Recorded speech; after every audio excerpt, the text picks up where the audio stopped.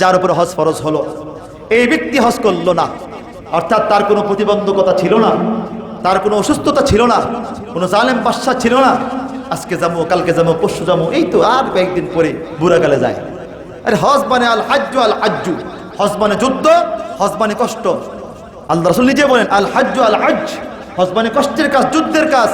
কিন্তু বুড়াকালে করতে গিয়া কত ওয়াজিব ছেড়ে দেয়, ফাওয়া ফাওয়া টাকা দিয়ে যায়।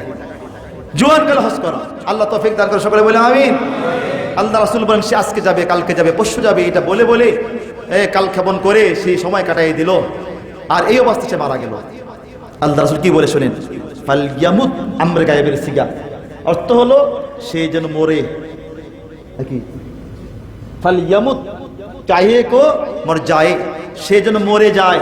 রাসূল বলেন দেখেন অভিশাপটা কেমন, ফাল ইয়ামুত সে যেন মরে যায়, ইনশা ইয়াহুদিয়্যা ওয়া ইনশা নাসরানিয়্যা, ইহুদ এবং খ্রিস্টান হয়ে।